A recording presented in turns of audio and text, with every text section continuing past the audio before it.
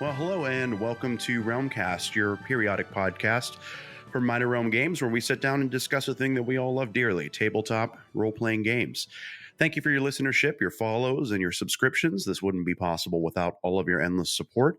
Thank you for checking out Clock Strike Zero, Minor Realm Games' debut module, available later this summer. The live play on Twitch, the engagement over Twitter, it really means a lot to us. So thank you so much for coming and listening to this podcast and giving us some time online to watch us play this thing out. Today on RealmCast, we have a very special guest joining us. This gentleman has paved a rich history in the gaming industry. He's worked for some notable entities, including, but not limited to, Mystic Eye Games, RPG Objects. Most recently, however, he's gotten some attention in launching City of Solstice under Apocalyptic Games. We're proud to welcome Mr. Chuck Rice to the show. Chuck, how are you? I'm fantastic. Thanks. That was a nice introduction. As always, I have my co-host Dave Stoltz with me here. Dave, say hello. Hey guys, how's everyone doing? We're going to keep this light. We're going to keep this fast and loose. Chuck, I have a lot of questions for you. It's an honor and a privilege to be able to sit down with you. So I just kind of want to get right into it, if that's all right. That's fine. And I look forward to disappointing you. You will, feel very differently about me at the end of this. So let's get to it. Awesome. So with what I believe, and you can correct me if I'm wrong, well over 100 titles written now behind you. All of the work that you've put in over years into the tabletop RPG industry. I was just curious as we get started this evening, sort of from your perspective, sort of which moments, perhaps particular titles, releases, maybe game testing, conventions, etc. Just take a trip with Chuck Rice down memory lane just to ask what stands out as most memorable. Has it been the award nominations? Has it been, Excalibur, one of the broader, bigger releases that you're known for? I just kind of wanted to know from the author which things you look back on most fondly. I guess I'd say, and this is probably a thing that a lot of people wouldn't like. If you were to just look at my career on paper, you probably, this wouldn't jump out at you. As you say, I've been nominated for some Emmys, and I've had some pretty big hits. But the things that I remember most fondly, when I was with RPG Objects, we did a weekly PDF release, and we maintained that for over a year. Like I wasn't writing them all, but I was kind of shepherding it and writing and editing, and we just got it out every week. It came out on time. And when I think about that now, I'm not sure how I did it. So this was weekly modules you would release to. So there was small bits of content for D20 Modern. These are all still on sale. You can find them on DriveThruRPG. It was called the Modern Dispatch, and it was 5 to 6 pages. Sometimes it'd be a rule set. Sometimes it'd be a class. I did a series of modern military adventures for it, set in Iraq, where the players are tracking down a terrorist cell there. So it was soup to nuts. It was whatever. Wow. That's remarkable. I mean, I think about the work from a GM's perspective and a writer's perspective. It takes just to get a couple of sessions on the calendar, just to put any original content out into the universe, a week-to-week turnaround, episodic format, in collaboration, by the way, with all those different minds in the room. That's pretty remarkable. Yeah, that's incredible. That's awesome. Yeah. That's so interesting. Sort of interesting memory to drive up. To think about, perhaps not even specifically the content richness or one item or another creatively, but just the sort of just the bravado and the drive that it takes to do something of that level of commitment. That's remarkable. I wouldn't have thought that you might have said that, Chuck. So here we are already. I'm learning more, and I'm even more enamored. So excellent. I wanted to talk a little bit about City of Solstice. All right. I can't wait to run this. I've been writing and homebrewing for years and years and years now. We're bringing sort of our thing to life over here. We'll talk about that a little later. We certainly, while we have monopolized your time for 30 minutes, want your perspective on some of that. But City of Solstice. So I heard on another podcast that you'd said something to the effect that you were inspired to sort of bring this foggy noir gangland Chicago five family sort of thing to a fantasy setting with City of Solstice. I Mhm. find that fascinating and really exciting. So I'd love for the audience just to learn a little bit more, as well as Dave and myself, things regarding your inspiration for the setting, and what game masters and players alike might want to know before they read and try to run through your content for the first time at their table. Sure, yeah. So the idea started out very it I had kind of a flash of inspiration, I guess. I was taking a walk one night, and an idea just popped in my head that um, the players in fantasy role playing games are often adventurers. I mean, that's, goes back to Conan, where he was a mercenary. He was taking jobs for money. And RPGs kind of work that way. And I had this thought, well, what if the players weren't adventurers? Matter of fact, what if the adventurers were all dead? And in fact, that is the first sentence of the tagline for the book is, "You are not adventurers; they're dead." And I just kind of had that idea, and I'm one of those people. I don't believe I don't keep a journal. If an idea pops into my head and I forget it in 2 weeks, it probably wasn't that good.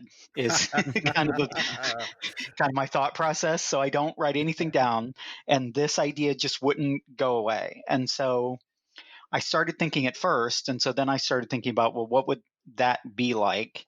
I knew I wanted it to be kind of a gritty urban setting. I had just finished a Greyhawk campaign that was very kind of high tone. The players had worked their way up to very high level. They're interacting with Eas and St. Cuthbert, who are lesser gods in the Greyhawk setting. And I wanted something that was kind of the opposite of that.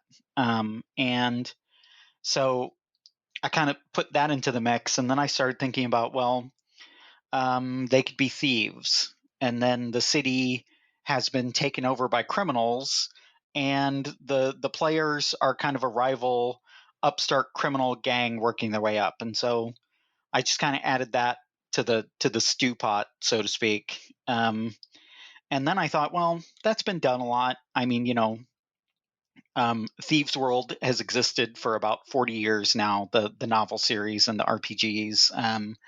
And so then I thought, well, what if they were cops? And that was when I really realized that I was doomed and that I had to write this thing. That I couldn't just f around and think about it till the end of time.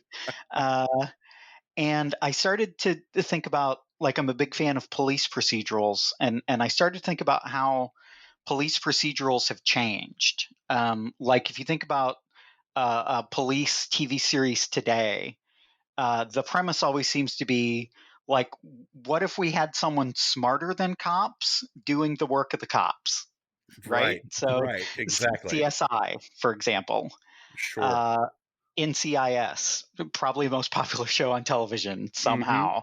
Um, um, Bones. Like the cops need, the FBI needs an anthropologist to help them solve crimes Right. You because have they're these just not smart enough. exactly. You have these Yeah, advanced cyber sort of analysts and forensic scientists, and they always are, by the way, the quirkiest sort of fringe character, but everybody sort of adores them for their intellect as well as their sort of flavor that they add to the story. And of yeah, course. Yeah. sure, See, but cop shows used to be, if you think about like the Robert Stack Untouchables, sure. those guys were listening at the door, checking for traps, kicking it in, and throwing fireball.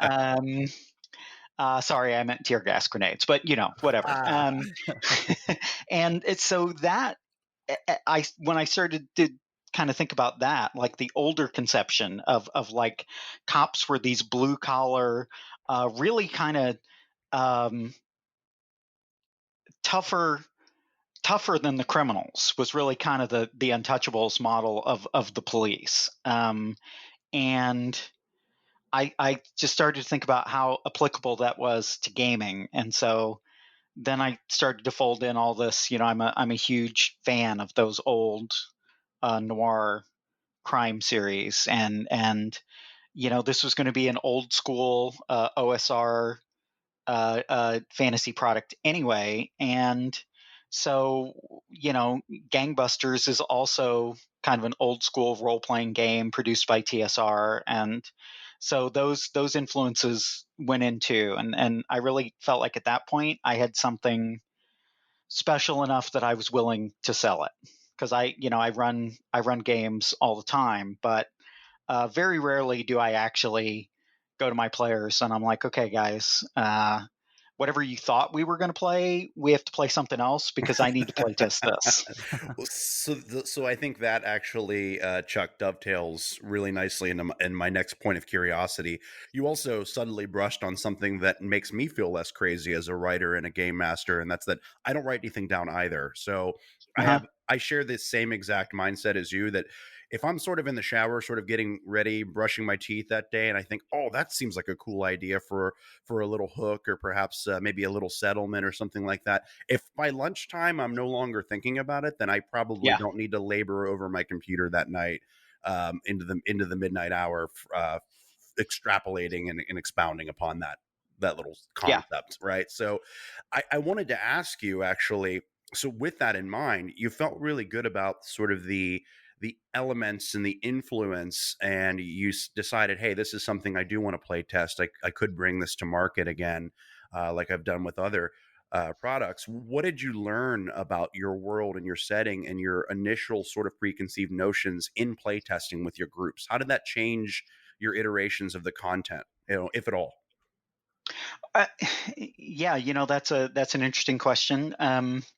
So even in a situation like mine, where I'm as close to a one man shop, I think, as you can really get right now, because I'm not doing this for a living anymore like I was when I was in my RPG Objects days. I'm strictly, I guess, what you'd call a vanity press publisher.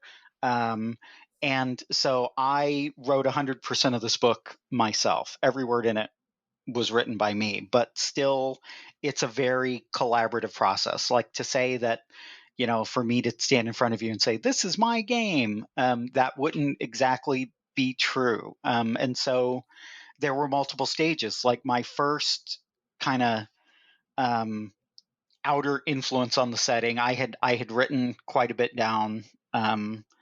By quite a bit, I mean probably 30, 40 pages. And I went to a gentleman named Jan Willem Vandenbrink, who I think lives in Amsterdam. He had done a bunch of maps for me for my After Zombies role playing game. He's an architectural draftsman, so he's an actual, he makes maps for a living. And he and I had a good collaboration, and I broached this idea to him, and I said, so, let's start designing a city. And he literally just took a district and he just drew it. And we started kind of going back and forth, and I was like, hey, if you have an idea for a building, put it on the map, give me a sentence description. And so uh, instantly there was kind of this collaboration, to this thing that had only existed in my head. And then you look at the players and you look what they do. One of the players had a character with a 6 intelligence that he wanted to be a monk. And he wanted to be an elf, even though elves, by the rules as written, have to have a higher intelligence than 6. And so I was just like, yeah, sure, go for it. And so instantly, once players get involved, the idea gets way less serious and way less grim. At least with my players, it injected a little extra whimsy to it that I think helped also. I think that's wonderful. I think about that all the time as well. I completely relate to that. I mean, I find that sometimes when I'm writing some of these more rigid or grim and gruesome or haunted mystery sort of filled environments, my players come along and we're chuckling 25 minutes into it. I think the Yeah, infusion of humor, all the way back to Gary, right? And some of this that yeah. you can and Frank Menser, you can find these little nuggets from the notes of stuff that happened at his table, in Lake Geneva, that kind of spilled its way into the actual publication, and it provides this human side to the whole thing that I think is really nice. Sometimes it gets lost on us when we're writing the story. Well, yeah. I mean, think about Zagig Mhm, in the World of Greyhawk right, setting, who is the god of insanity. Zagig is Gygax spelled backwards. right. It's just silly little things like that. All these little Easter eggs that you can hunt for. That just make it a real joy to sort of read through, especially as a game master, and you can really transpose that upon your player's experience. I think that's wonderful. I guess I guess kind of aside from that, right? You also touched on a little bit of a point there around the map making process. So I also come from a musical background, and you kind of get this cliche question very often in music when you're composing and you're writing of what comes first, music or lyrics. I find that Hmm. there's a certain analog there with game authoring and writing and GMing with map making as well. What comes first, the idea for the civilization or the district, or the map? How has that experience worked for you in throughout your career, whether it be now as sort of more independent or on RPG objects? When you have worked more closely with other collaborators and map makers, do you find inspiration from looking at this really interesting or cool map design? Do you bring 95% of the work to the cartographer? How has that worked for you? How has that inspired some of your world building processes? Um, so it's a bit of both, right? I never want to go to a cartographer and ask him to do my job. I never want to go to him and say, "Hey, come up with a cool setting for me." I feel like that part of it's my job. So at least the idea of the setting, to give him the idea, and then um, I will at least have some of the locations sketched out again to kind of not try to put too much on the cartographer. But by the same token, I have always operated from the standpoint, and even at my kind of very small level, like at the level of the 1 and 2 man shops that you see a lot on Drive Through RPG. I've talked to fellow publishers of mine who feel very differently, that they're like, I'm going to treat this like a professional project. I'm going to go to the person I'm hiring, and because I'm paying him, he's going to do exactly what I want, and he's not going to color outside the lines. And I have found um, that I get better work. No one's doing this for the money. So treating it like this is a hyper professional job, and for this princely sum of $60 that I'm paying you, you are going to give me exactly what I ask for. I say to them, I have some kind of broad strokes ideas. Here's some things the map must have, and then if you have an idea, put it on there and make it look cool, and tell me why the characters want to go there, and then I will take that and add it into, and I just feel like when you do it that way, the entire project turns out better. And even if it doesn't, even if it turns out, let's say, the same, everyone involved has enjoyed themselves more. And so, I mean, hell, man, what? How is that not the point? Exactly. I think that's ultimately the root cause of why we're all doing this, right? We're all sort of Yeah. trying to have fun and be creative and express ourselves. I mean, I know sometimes in working with collaborators across multiple mediums, it's for me, it's been a little of, you know, how do I hand my baby over? What if they call my baby ugly? That sort of thing. A little bit of that sort of confidence issue if I don't have enough content together. The other piece of me says, if I have a really good relationship, especially with this artist or a content collaborator, then you have that relationship with them for a reason. There's more sort of rudimentary things there, other than what cool buildings or structures might they draw, or what character icons might they come up with for our main character, our cast of adventurers, that sort of thing. You give them a little bit of latitude. I found you just sort of have a better experience overall in that world building process. So I love hearing your insight on that. I actually completely tend to agree. I wanted to ask you, since again, we've sort of captured you here for 20 or 30 minutes or so. Um, so, we're at Minor Rome Games, just sort of getting our sleeves rolled up in the space. We all adore old school gaming. We're actually playing sort of a first edition OSR compatible module right now that Hmm. we're intending to put out later this summer. I know Dave put together a couple of questions that he sort of wanted to ask you, just to sort of get your opinion on a couple of things, to hear from somebody that's been around for a while, to us. I think that would be neat. So. Yeah. So, like Bill just said, we've actually been playing AD&D Ozric compatible module, and actually before we kicked it off on Twitch, we played maybe 3 or 4 sessions in it. Bill, I think. Yeah. I know Bill's been playing a lot of the OSR type systems a bit longer than I have, but I've been absolutely loving it. But I wanted to ask you, like, what are some of your favorite elements of these older classic systems? Because it seems like that's kind of what you deal with. Mostly, I think, from what I've seen, a lot of your content, it's mostly OSR type systems. So, yeah, what are some of your favorite elements of them? Uh, I think one of the biggest things I like about old school role playing is that the complexity um, builds over time. If you look at D20, and look, I wrote a lot of books for D20, especially if you count D20 Modern, Lord knows. But so obviously, it would be really hypocritical for me to try and denigrate that system too much. Sure. But the complexity level in third edition slash D20 is basically the same at first level as it is at 15th level, right? It's you're picking feats, you're moving your characters on the map. Mhm. It's a very wargamey tactical game. Um, Whereas a first edition AD&D character can be created in 10 minutes. I mean, like, if you're really thinking about it hard, it might take you 10 minutes. You're rolling your stats. Maybe you're changing the order of those stats. Maybe you're not, depending on how your DM wants to run the game. And you're spending a paltry amount of money on equipment, and you're off.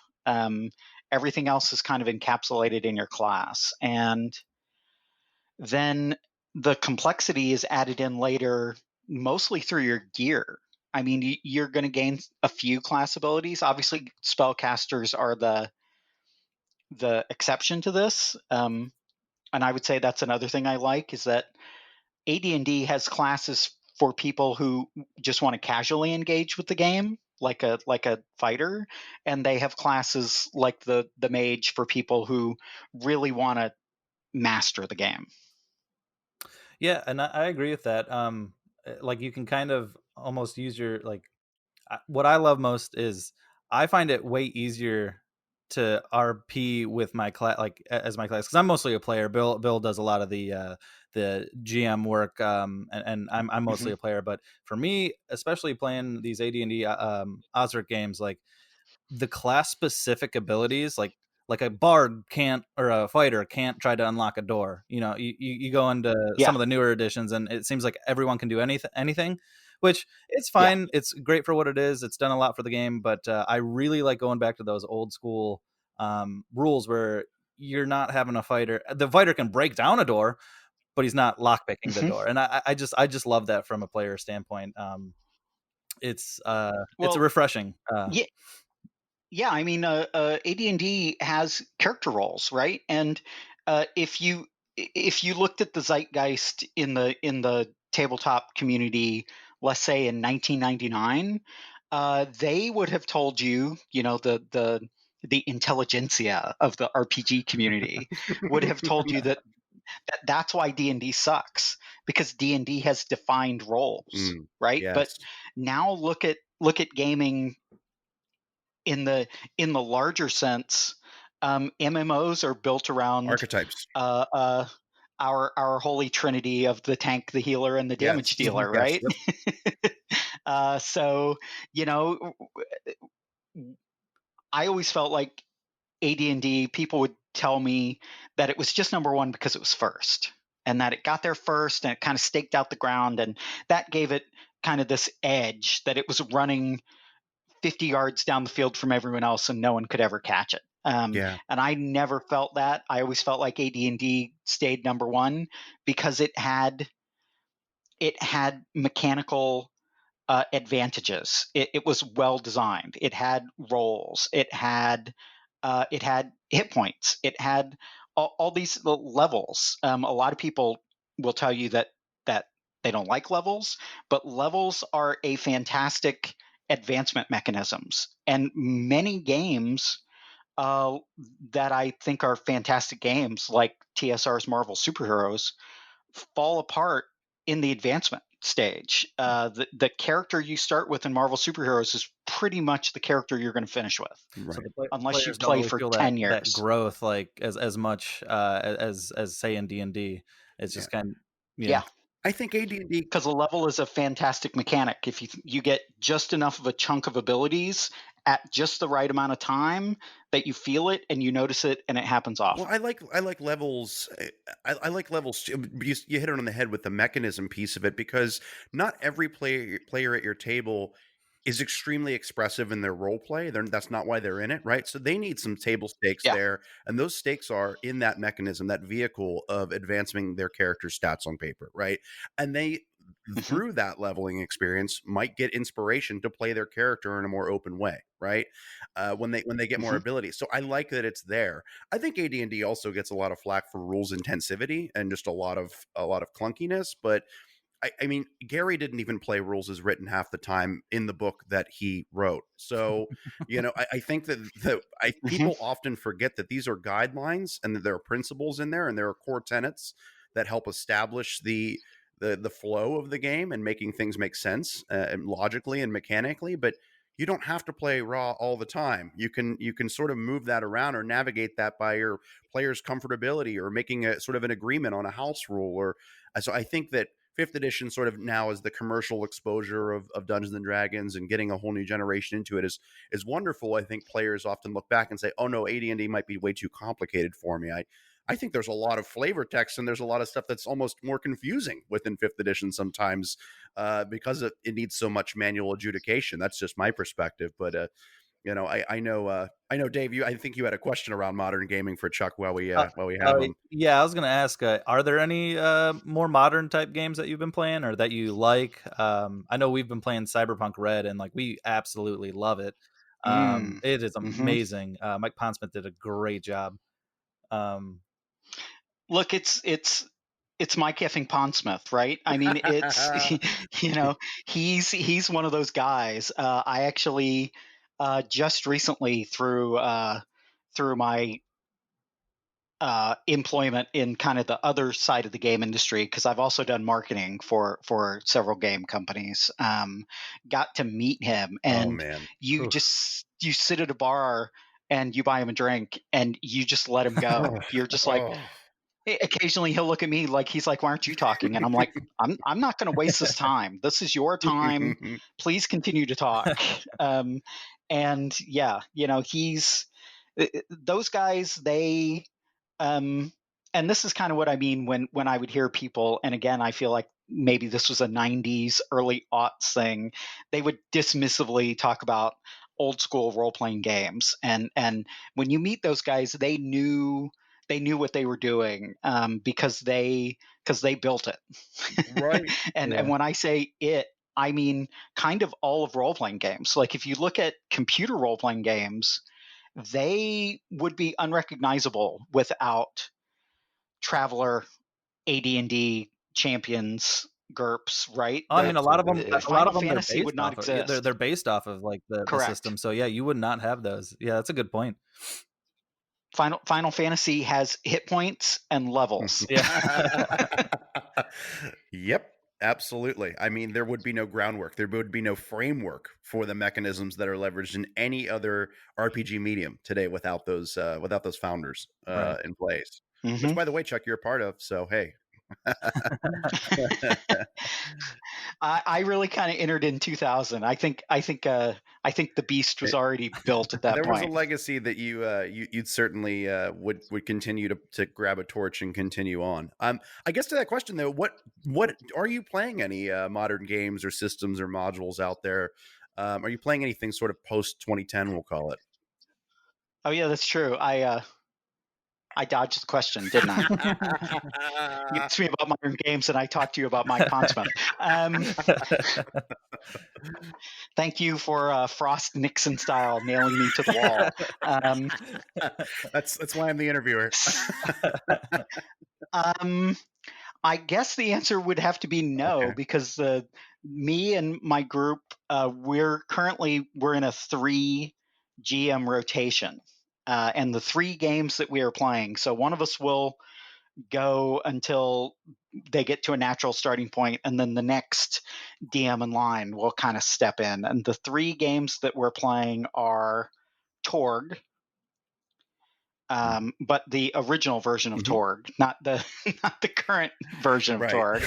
Um, uh, Solstice, which is AD&D, and Traveler. Wow. Okay. Well, there you go. There you have it, So folks. Chuck Rice does not get down with new additions. I want those kids to get off my effing lawn. Yes. Yes, shake that fist at that cloud. No, I don't think there's anything wrong with it. Dave and I are in our 30s. We came to the table late. We both kind of started on third edition Dungeons and Dragons, just due to Yeah. the era that we were growing up Hmm. in. We both Hmm. adored the level of mechanics and all 9,000 books you had to buy to build a character at a certain point. Um, Yes. and And 90% of them were broken to all get out. yeah, Hey, and God bless those people that were buying those yeah, books. That paid my that, rent for quite that a while, writing new classes.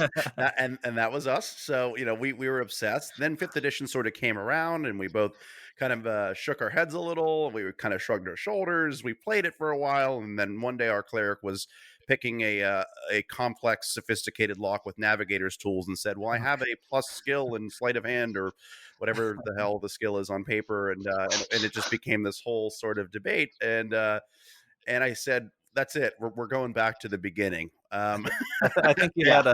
had a Who's Line reference to that. Just the skills are made up and they don't matter, or Yeah, something yeah. like I that. said, and by the way, anybody listening that advocates or is out there that loves fifth edition, this is not a bash session. No. It has its place, certainly in time, in space. But yeah, I think my tagline for fifth edition when we sit down at the table was, okay, so here's another evening of fifth edition Dungeons and Dragons where the rules are made up and the points don't matter. Um, Yeah. so there's just something really sweet for me in this sweet spot with AD&D, and it was just the way that God intended it. Uh, Dave, any other questions for Chuck? Yeah, I got one last one. Bill mentioned earlier Okay. we're getting ready to release our debut module, Clock Strike Zero. So do you have any advice for a budding group getting ready to release their first handful of modules or session or games that they're getting ready to release? Yeah. So I would say, like, there's really never been a better time to release a product. And if you had asked me that 10 years ago, I would have said, yeah, I don't think there's been a better time to release a product. And if you had asked me that in 2000, I would say there's never been a better time to release a product. So I would say, if you are proud enough of a piece of work that you've done, uh, then you should put it out, because there are no gatekeepers. Um, the gatekeepers, certainly ever since RPG Now launched, have been gone, um, because you can just put it out and it can find an audience. I was having arguments with my editor at RPG Objects, Chris Davis, who is a fabulous human being, but he would say to me, you know, Iraq is a thing that's really happening, Chuck. Should we set a game there? Is this a bridge too far? And I would say to him, I would want to play it. And then I started getting fan mail from guys who were the only avenue they had to game was by downloading products off RPG Now, because they were in Iraq and they were playing my adventures set in Iraq, and they would send me very detailed notes about what I got wrong, and Wow. they became fans of mine because I listened to them and didn't just go, oh no, I'm sitting here behind the keyboard, I know what's happening. And so you never know, and these are people that I still talk to and are still buying my work to this day. And so just put it out. And now that doesn't mean you don't pay attention to any feedback you get. As I said, I got feedback saying, hey, the gun you describe, it doesn't actually work this way. And I would be like, oh, okay, thank you. I mean, you fired one, so you would Right. know. Yeah. So, but at the same time, especially creatively, if you have an idea that you think is worth it, just put it out. And in a way, you can then let the market decide. I was doing. I was always kind of looking back on RPG products that I loved. When I did Legends of Excalibur, it was because I loved Pendragon. And when I did Legends of the Samurai, it was because I thought Oriental Adventures was rad when I was 13. And because you could play a ninja. Who doesn't want to play a Exactly. It's ninja? cool. Oh, yeah. It's cool. Yeah. And so, yeah, I guess that's what I'd say. There are no gatekeepers, and I think that's awesome. Like, you don't have to pitch your idea to the editor of Dragon Magazine anymore Right. and have him accept it because it fits into the what the large company he works for is currently publishing. Yeah. You can just put it out there. It can be as weird. I did a book called Blood and Relics, which is kind of loosely based on Holy Blood, Holy Grail, and the Da Vinci Code. And it had glutton demons and Ooh. lust demons and wrath demons, all based on the 7 deadly Yeah, sins. that And sounds awesome. I wrote an adventure for it for Gen Con called the Blutfawn, which is the holy flag of the Nazi party. It was an Indiana Jones style adventure where this flag soaked in supposedly in the blood of the martyrs of the beer hall pooch, and the Blutfawn is a real thing. You can Oh, look yeah. it up. It existed. It was a holy relic, and the players had to go in and they had to burn it, or else the Nazis could never be defeated. I mean, and people would tell me that these things were crazy, and some people would tell me that they were offensive, and I would just be like, well, okay, thank you, I'm having fun. Yeah. We're all just having a good time here at the end of the day. Yeah, well, and the vast majority of people were into it and understood. It's that there's a book burning scene in the third Indiana Jones movie, and it's Steven Spielberg, and it's really intense, and he treats it realistically, but it happens. It's like a 5-minute sequence in the middle of this game where a guy drinks from the wrong chalice and turns to ashes, right? Yeah. Exactly.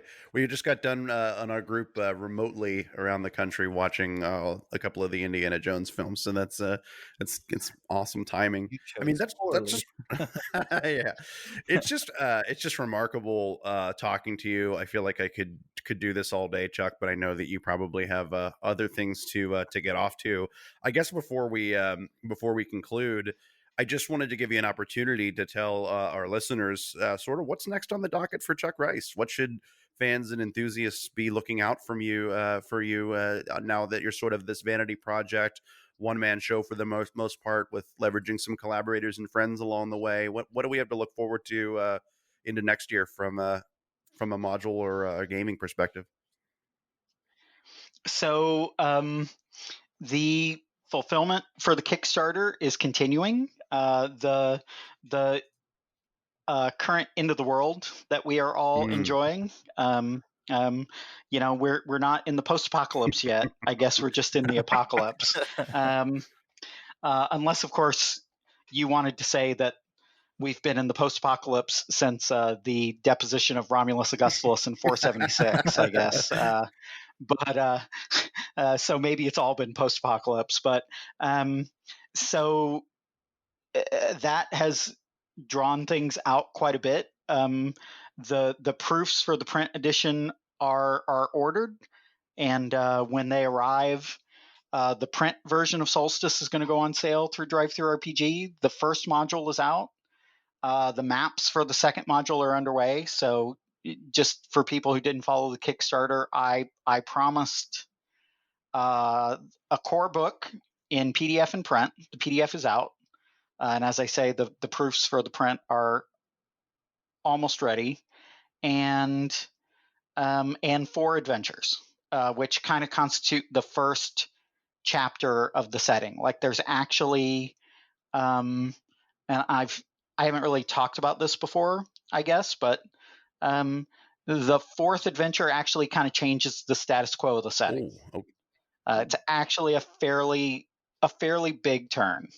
So I view it as the end of chapter 1, and it's really kind of puts the setting where I imagined it in my head. And I actually decided to let the players take part in that rather than have the whole setting arrive set. And so beyond that, I really don't know.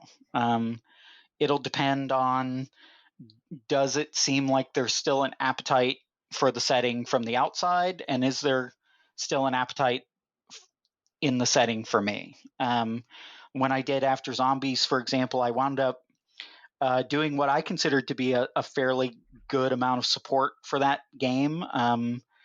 I did 10 adventures and 2 source books, a monster source book and a character source book. And the last series of adventures, again, really kind of reset the status quo of the setting. And I kind of looked at it and I said, I think I'm done, which doesn't mean I'll never go back. But, so when that point will come for Solstice, I don't know.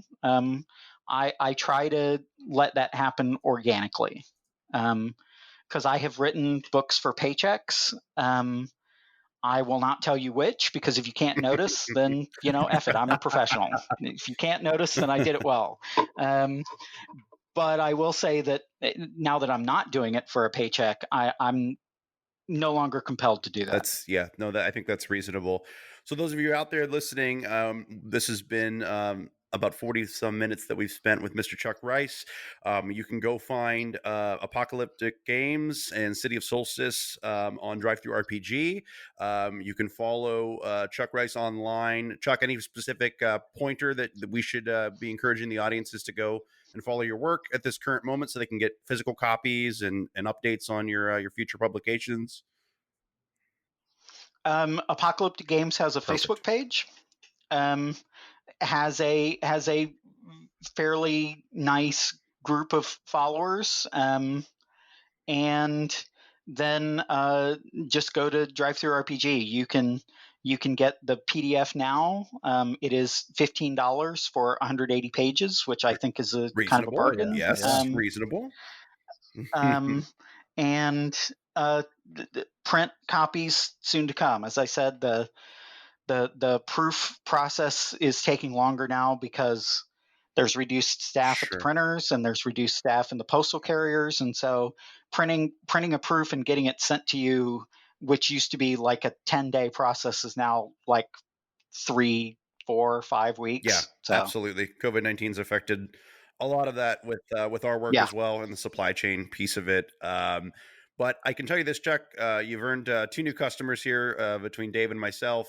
We'll start playing Solstice here soon when our schedule of releasing our modules kind of tidies up at the end of this summer. That'll be a nice, I think, once we are in post-apocalyptic phase, I think it'll post-apocalyptic. Just for clarity for everyone. Yeah, that's a perfect time to start playing in Solstice, I think. So Well, hey, for everybody that's listened to us, I hope you enjoyed this podcast. I know I had a great time. This was a fascinating and really just enjoyable experience for us. You can click the subscribe and follow buttons. Head over to twitch.tv/Minor Realm Games to watch us game every other Sunday with all sorts of additional charity games that we're playing throughout the months of June and July, depending on when you stumble upon this particular episode. And you can always find updates on what we're doing over at Minor Realm Games. Chuck, thank you so much for your time. It's Thank you been so much. a pleasure and an honor to speak with you today. And that is where we will leave you until next session. Thanks for listening to RealmCast.